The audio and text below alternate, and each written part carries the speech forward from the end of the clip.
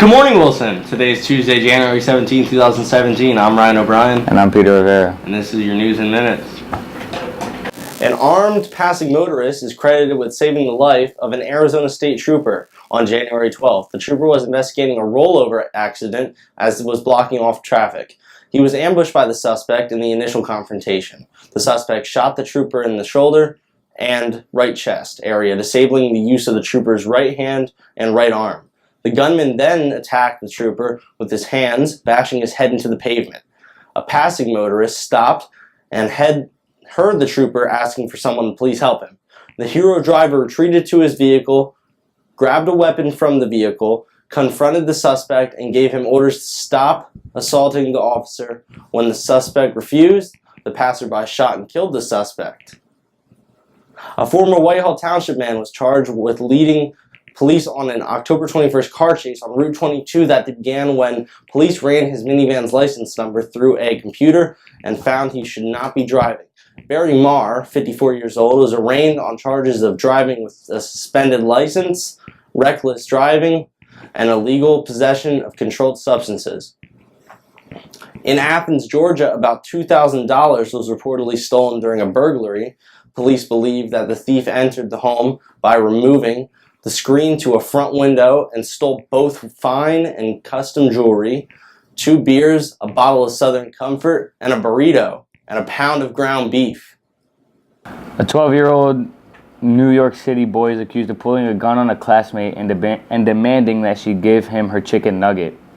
Police say the boy first approached the girl inside a McDonald's in Harlem on Tuesday, January 10th. He asked her for one of her chicken nuggets. When the girl refused, the boy followed her to a nearby subway station and pointed a gun at her head. The girl smacked the gun away and told the boy to leave her alone. She reported the incident the next day to school officials. The 12-year-old boy has been arrested and charged with attempted robbery.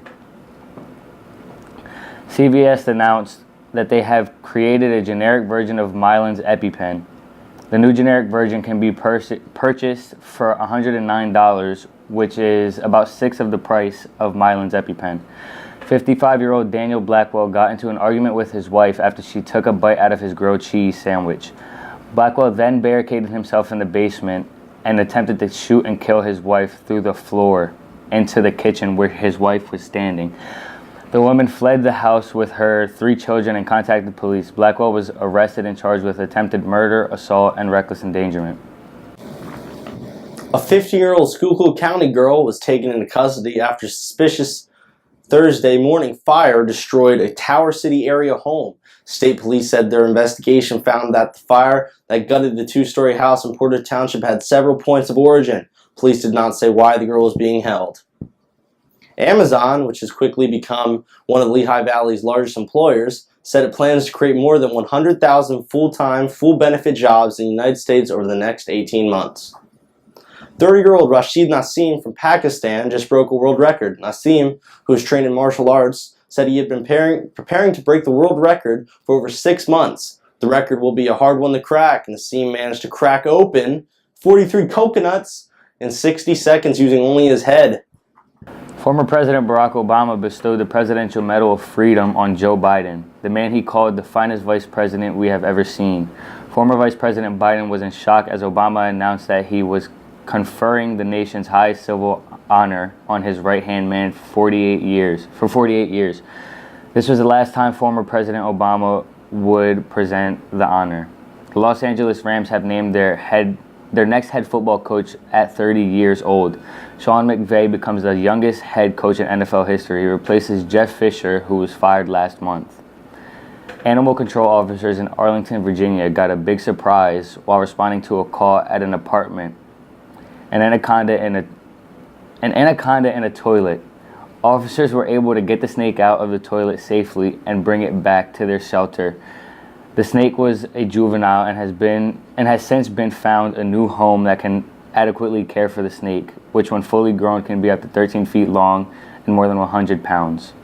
Nintendo announced that its Nintendo Switch video game console will sell for about $260. The gaming console will go on sale in Japan beginning on March 3rd. When the console makes it across the ocean, the retail price here in the United States will be around $299.99.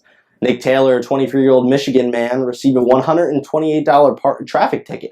The reason for the ticket, he left his vehicle unattended. Taylor wanted to warm up his car on the cold morning, so he went out to start his car, and when he went inside while the car warmed up, even though the car was in the driveway, the reason for the ticket was due to the fact that the car was running with the keys in the ignition and was unattended.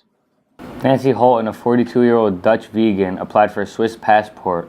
Holton moved to Switzerland from Netherlands when she was 8 years old, and now has children who are Swiss nationals. However, when she tried to get a Swiss passport for herself, her application was rejected because the locals found her too annoying. The main cause of the annoyance, Holton campaigned against the use of cowbells in the village. The locals believe that since she does not accept Swiss tradition and the Swiss way of life, then she should not be able to become an official national. An Illinois man who was found guilty of stealing a television remote from an apartment complex has been sentenced to 22 years in prison.